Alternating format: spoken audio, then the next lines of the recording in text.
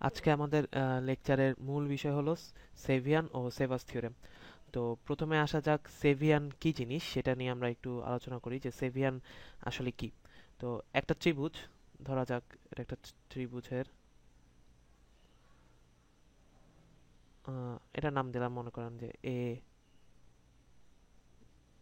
B C. তো এখন Sevian হলো যে ত্রিভুজের যে কোনো একটা শীর্ষ থেকে এর বিপরীত বাহুর যে কোনো বিন্দু সংযোগ সরলরেখা। হ্যাঁ, যে কোনো একটা শীর্ষ থেকে এর বিপরীত বাহুর যে কোনো বিন্দু সংযোগ সরলরেখা। এটি মধ্যবিন্দু হতে হবে বা এডিটা বিসি এর উপর লম্ব হতে হবে এমন কোনো কথা নেই। শীর্ষ থেকে বিপরীত বাহুর যে কোনো বিন্দু সংযোগ সরলরেখা, যেমন এখানে এডি একটা সেভিয়ান। আমি যদি এরকম কিছু একটা আঁকি, তাহলে যদি এমন আঁকি, তাহলে যেমন এ এক্স, এটাও একটি সেভিয়ান। তো আসলে সেভিয়ান হলো গিয়ে যে আমরা যে ত্রিভুজে যে কোনো একটা শীর্ষ নেব এবং এর বিপরীত বাহুর যে কোনো বিন্দু সংযোগ সরলরেখাটাই হবে সেভিয়ান। তো আমরা এখন আসি, যেমন, তো সেভিয়ান তো জানা গেল সেভিয়ান কি জিনিস। এখন আসলে সেভাস থিওরেম কি, যেটাকে আমরা বলি সেভাস থিওরেম। তো সেভাস থিওরেম বলতে বোঝায় আহ, আসলে যে সেভিয়ানগুলো আঁকবো আমরা এখানে ত্রিভুজের তিনটা শীর্ষ থেকে সেভিয়ান আঁকতে পারি। যেমন ধরুন আমরা এই চিত্রটার কথা চিন্তা করি। আগে আমরা সেভাস থিওরেম নিয়ে এখন আলোচনা করব। তো আমরা এই চিত্রটার কথা চিন্তা করতে পারি। দেখা যাক এই ত্রিভুজটাতে এ বি সি ত্রিভুজে আমরা যদি এরকম করি, এ থেকে এডি সেভিয়ান আঁকি, বি থেকে বিই সেভিয়ান আঁকি এবং সি থেকে সি এফ সেভিয়ান আঁকি। এখন আমরা দেখতে পাচ্ছি তিনটা সেভিয়ান একটা পয়েন্টে মিলিত হয়েছে, সেই পয়েন্টটার নাম দিলাম আমরা ও। তো সেভাস থিওরেম হলো এরকম: যদি ত্রিভুজের তিনটা ভিন্ন শীর্ষ থেকে আঁকা তিনটা সেভিয়ান কোনো একটা বিন্দুতে মিলিত হয়, অর্থাৎ তিনটা সেভিয়ান যদি কনকারেন্ট হয়, তাহলে সেভাস থিওরেম অনুযায়ী আমরা এটা লিখতে পারি: BD by DC into CE by এই ইন্টু এ এফ বাই হলো F B is equals to 1। তো এটা হলো গিয়ে সেভাস থিওরেম। তো সেভাস থিওরেম খাটানোর প্রথম কথাই হলো গিয়ে তখনই সেভাস থিওরেম খাটবে যখন তিনটি ভিন্ন শীর্ষ থেকে অঙ্কিত সেভিয়ানগুলো একটি বিন্দুতে মিলিত হবে, অর্থাৎ সেভিয়ান তিনটি কনকারেন্ট হবে। তো আমরা এটা একটু প্রুফটা দেখতে চেষ্টা করি যে কিভাবে প্রুফটা লেখা যায়। আমরা দুইটা ত্রিভুজের কথা চিন্তা করি। একটা ত্রিভুজ হলো ত্রিভুজ এবিডি এবং আরেকটা ত্রিভুজ এডিসি।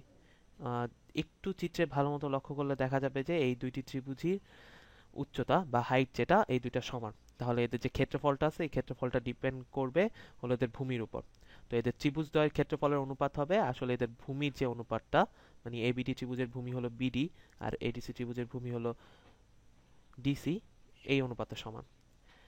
এই কথাটাই আমরা এই ত্রিভুজটার ক্ষেত্রেও লিখতে পারি। এই দুইটা ত্রিভুজের ক্ষেত্রে একটা ত্রিভুজ হলো গিয়ে ত্রিভুজ বি ও ডি এবং আরেকটি ত্রিভুজ হলো ত্রিভুজ সি ও ডি। এই দুটি ত্রিভুজেরও হাইট সেম আগের মতোই এবং আমরা এদের ভূমির যে অনুপাতটা সেটা হবে বিডি বাই ডিসি। তাহলে আমরা এরকম কনক্লুড করতে পারি যে জিনিসটাতে এরকম হবে। আমরা এরকম লিখতে পারি যে BD by DC is equals to, আমরা এরকম লিখতে পারি ত্রিভুজ এবিডি বাই ত্রিভুজ এডিসি ইজ ইকুয়ালস টু ত্রিভুজ বি ও ডি বাই ত্রিভুজ সি ও ডি। আমরা পরের লাইনে সমীকরণের নিয়ম অনুযায়ী আমরা এই জিনিসটা লিখতে পারি যে ত্রিভুজ এ বি ডি মাইনাস ত্রিভুজ বি ও ডি। এটা আমরা সবাই ক্লাস 8-এ সমীকরণের নিয়মটা শিখে এসেছিলাম। ত্রিভুজ এ ডি সি মাইনাস ত্রিভুজ সি ও ডি। এখন আমরা একটু চিত্রের দিকে খেয়াল করি যে এবিডি ত্রিভুজ, যেটা এ বি ডি ত্রিভুজ, এটা থেকে আমরা যদি বি ও ডি ত্রিভুজ বাদ দেই, এ বি ডি ত্রিভুজ থেকে বি ও ডি বাদ দিলে আমরা পেয়ে যাই হলো ত্রিভুজ এ ও বি। ঠিক আছে, তো আমরা এটা লিখতে পারি এখানে যে ইজ ইকুয়ালস টু, উপরে আসবে যেটা, এটা হলো গিয়ে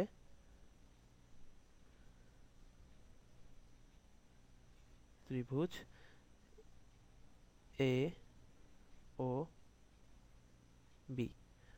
আর নিচে সেম ভাবে আমরা এ ডি সি ত্রিভুজ থেকে আমরা যদি সি ও ডি ত্রিভুজ বাদ দিই তাহলে আসবে এ ও সি, এ ও সি ত্রিভুজটি। তাহলে আমরা এখানে এরকম লিখতে পারি যে ত্রিভুজ এ ও সি।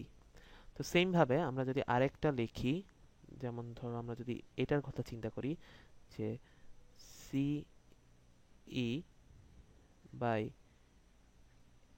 এ ই, তাহলে আমরা যে দুটা ত্রিভুজ লিখতে পারবো, একটা হবে একটা এরকম যে ত্রিভুজ সিই, খেয়াল করো সিই, এই সময় আসবে ত্রিভুজ যেটা, সেটা হলো গিয়ে বি ও সি, ত্রিভুজ বি ও সি। আগের বারের প্রুফের সাথে আগের যে অংশটুকু আছে সেটা প্রুফের সাথে মিলিয়ে দেখলেই হবে। আর এ ই এর জন্য আসবে হলো ত্রিভুজ এ ও বি। আবার আমরা এটাও লিখতে পারি আরেকটার জন্য যে এ এফ আর এফ বি হলে আমরা এরকম লিখতে পারি যে এফ এর জন্য লিখতে পারি হলো গিয়ে ত্রিভুজ এ ও C,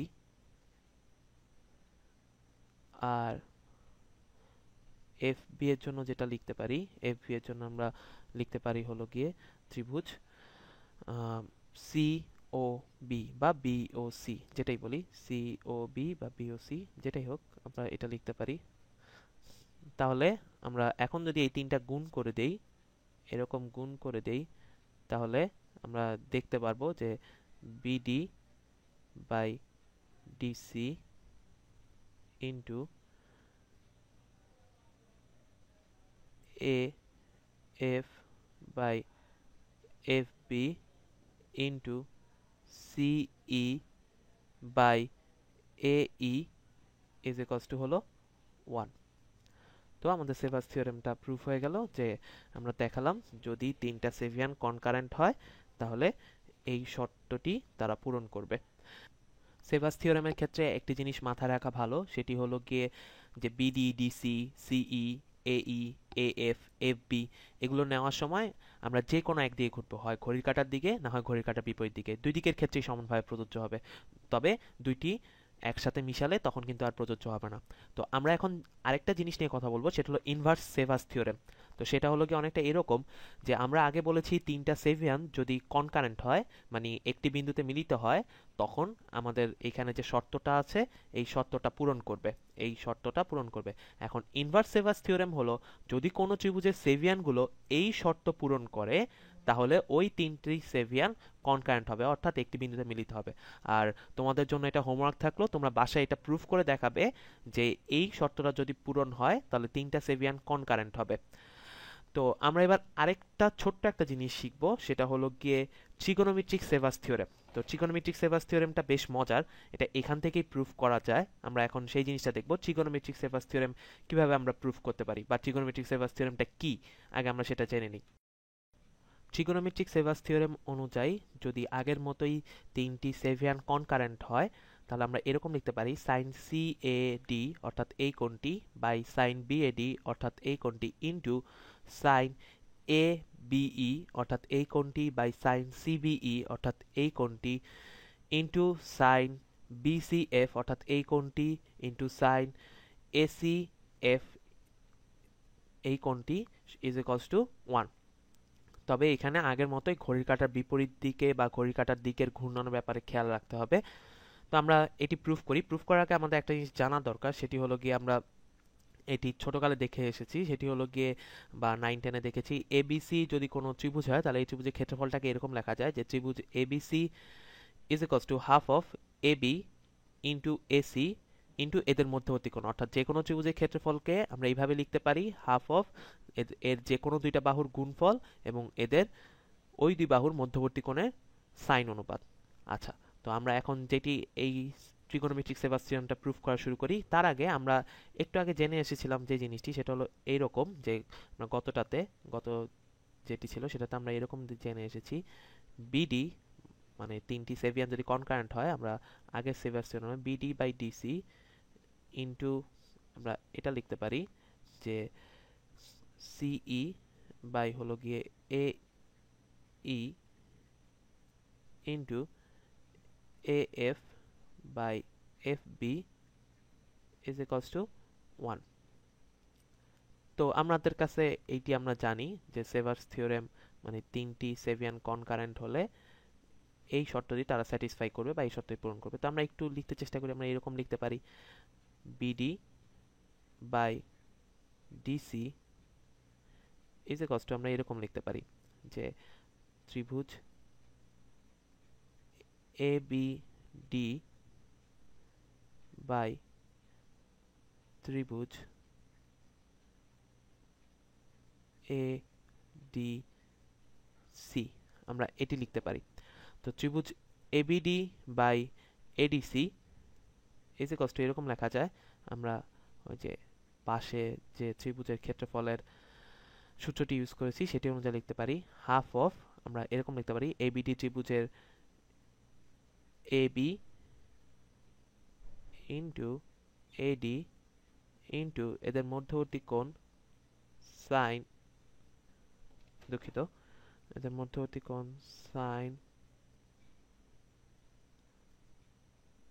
B A D divided by half of A C into A D sine C A D. তো এখানে এইটা এইটা কাটাকাটি যাবে, এইটা কাটাকাটি যাবে, তো থাকবে হলো A B by A C sine B A D sine C A D. ঠিক একইভাবে তুমি সিই বাই এই এর জন্য বের করবে, A F by F B এর জন্য বের করবে, এবং তুমি জানো এই তিনটির গুণফল 1, তাহলে এই পাশে যে জিনিসটা রয়ে গেল, এই পাশে যে জিনিসটা থাকবে তিনজনের ক্ষেত্রে প্রত্যেকের গুণফল 1, এবং তখন তুমি গুণ করে দেখবে যে এ বি এসি গুলো কাটাকাটি যায়। তবে একটি মজার ব্যাপার লক্ষ্য করবে, আমি এখানে যেটি লিখেছি সেই অনুযায়ী তুমি যদি প্রুফ করতে যাও তখন কিন্তু ঠিক এর উল্টাটি আসবে। উল্টোটি মানে অনেকটা এরকম যে আমার এখানে নিচে কি ছিল বিএডি আর উপরে কি ছিল সিএডি কোণের সাইনের অনুপাত, কিন্তু তুমি যখন প্রুফ করতে যাবে তখন দেখবে উপরে আসবে বিএডি, নিচে আসবে সিএডি। ঠিক এটার ক্ষেত্রে উপরে আসবে সিবিই, নিচে আসবে এবিই, আর এটার ক্ষেত্রে ঠিক উল্টাটা। তো তুমি বুঝতে পারছো যে এটাকে আসলে আমার যেটা মানে প্রুফ আসবে, তুমি এই অংশটুকু প্রুফ করলে যা আসবে সেটাকে উল্টিয়ে দিলেই আসলে এটা পাওয়া যাবে। তো এই ছিল আমাদের সেভার্স থিওরেমের কাজ। যেগুলো বাকি রয়েছে বা যেগুলো আমরা বললাম যে বাসায় প্রুফ করে নেব, সেগুলো তোমরা বাসায় চেষ্টা করো সেগুলো প্রুফ করতে। খুব একটা কষ্ট পোহাতে হবে না, একটু চিন্তা করলেই সেগুলো প্রুফ করা যাবে। তো আসলে সেভার্স থিওরেম শেখাটা খুব একটা বড় ব্যাপার নয়, সেটা অ্যাপ্লাই করাটাই সবচেয়ে বড় একটা ব্যাপার। আমরা এরপরে আমরা সেভার্স থিওরেমের অ্যাপ্লাই নিয়ে কাজ করব, কিভাবে প্রবলেম সলভিং করার সময় সেভার্স থিওরেম কাজে লাগানো যায়। তো ধন্যবাদ সবাইকে।